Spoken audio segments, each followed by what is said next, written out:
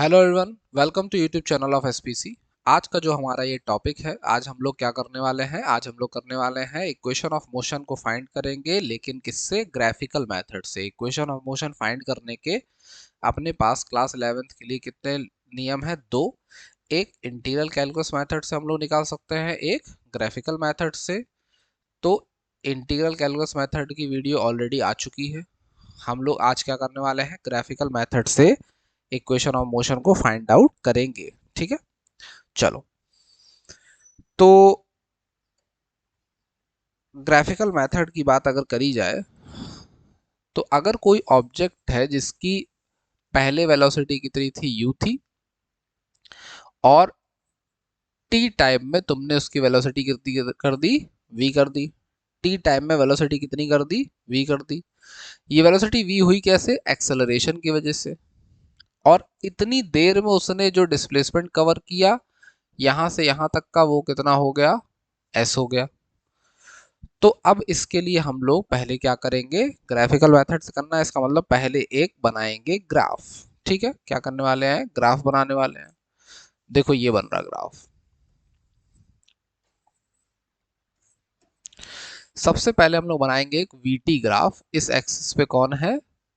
Velocity है। इस axis पे कौन है? वेलोसिटी है। और इस एक्सिस पे कौन है? टाइम है। इस एक्सिस पे वेलोसिटी, इस एक्सिस पे टाइम। अब हमने माना कि कोई ऑब्जेक्ट है जो पहले u वेलोसिटी से चल रहा था, तो उसकी इनिशियल वेलोसिटी कितनी है? u है, पहले से चल रहा है। और अब तुमने क्या किया, उसको एक्सेलरेट कराया, तो ये एक्सेलरेट हो रहा है, देखो। और एक्सेलरेट कब तक हुआ? t टाइम तक के लिए। और वेलोसिटी अब कितनी हो गई? वेलोसिटी अब हो गई कितनी? v।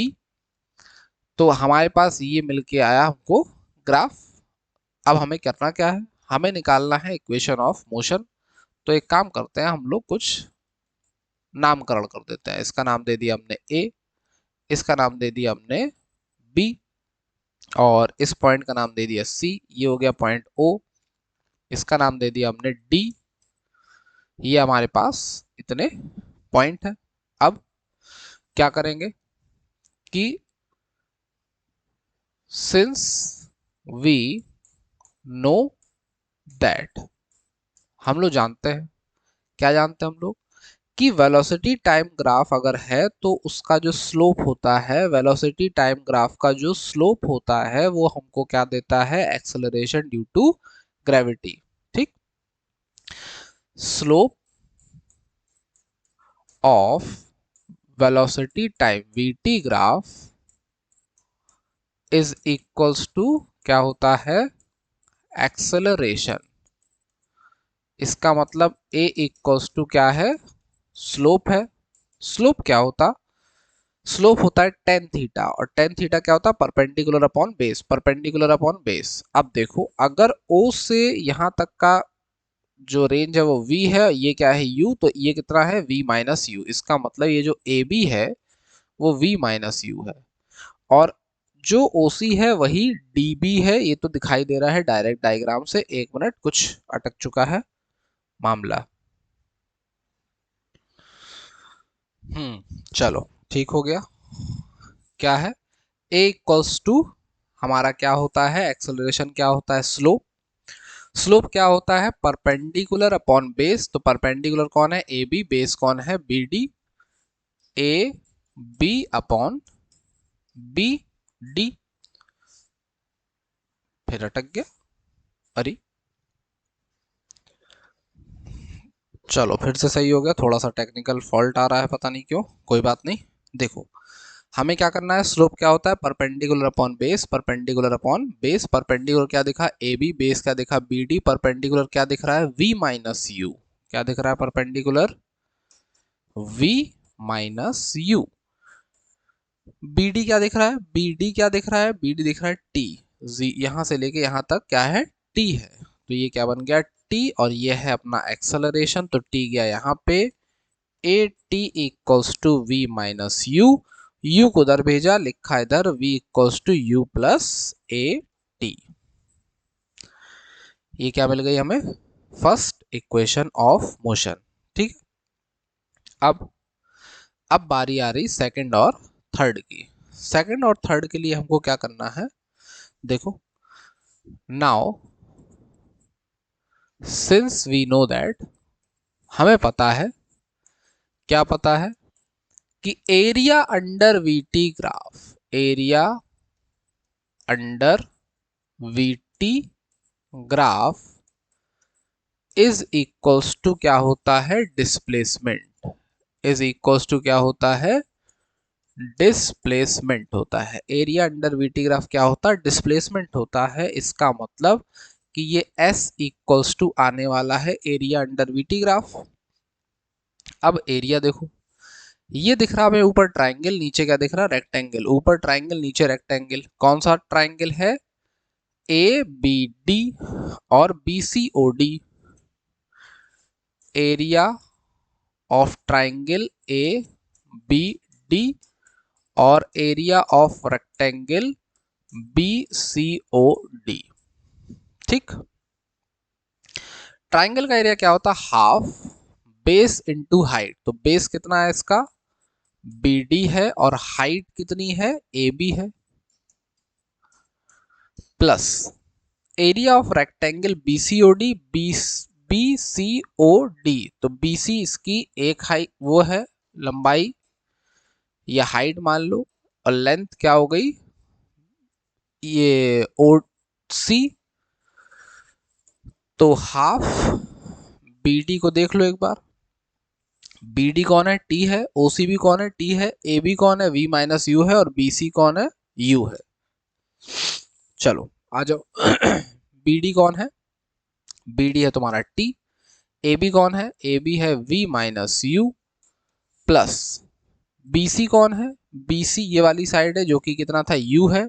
ओसी कौन है, टी है। तो हमें पता है कि S equals to U T plus half A T square होता है। ए नहीं दिख रहा, क्या नहीं दिख रहा, ए नहीं दिख रहा, तो ए को लाना है। हमें क्या पता है कि v minus u equals to क्या होता है, ए टी होता है, किससे, फर्स्ट इक्वेशन ऑफ मोशन से। फर्स्ट इक्वेशन क्या कहती है, v equals to you plus A t. U को इधर ले आए, v माइनस यू क्या बन जाएगा, ए टी बन जाएगा। तो S इक्वल्स टू क्या बन गया, half t, v minus u की जगह क्या रख दिया, a t plus u t. तो ये क्या हो गई, हमको मिल गई S equals to U T plus half t into t, t square साथ में ए। तो ये आ गई हमारी second equation of motion, S equals to U T plus half A T square. ठीक है, सेम इसी पैटर्न को यूज करेंगे और हम लोग बताएंगे, क्या बताएंगे, कि जो थर्ड इक्वेशन ऑफ मोशन है उसमें भी हम लोग शुरुआत ऐसी करेंगे कि एरिया अंडर वीटी ग्राफ किसके बराबर होता है, डिस्प्लेसमेंट के बराबर होता है। देखो again, area under VT graph किसके बराबर होता है, डिस्प्लेसमेंट के बराबर होता है। एरिया अंडर वीटी ग्राफ किसके बराबर होता है, डिस्प्लेसमेंट के बराबर होता है। तो डिस्प्लेसमेंट इक्वल्स टू हो गया एरिया अंडर वीटी ग्राफ। अब की बार हम लोग क्या करेंगे, जो हमने पिछली बार दो, एक ट्राइंगल एक रेक्टेंगल चूज किया, अब की बार हम लोग पूरा ट्रेपेजियम लेने वाले हैं। ट्रेपेजियम कौन सा, ए सी ओ डी, ए सी ओ डी। कौन सा ट्रेपेजियम लेने वाले हैं, ए सी ओ डी।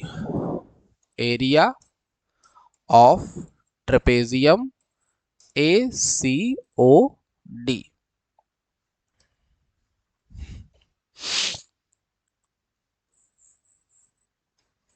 चलो, तो ट्रेपेजियम का एरिया क्या होता, ट्रेपेजियम अगर अपने पास कोई है ऐसे, तो उसका एरिया क्या होता है, half sum of parallel side और दोनों पैरेलल साइड के बीच की हाइट।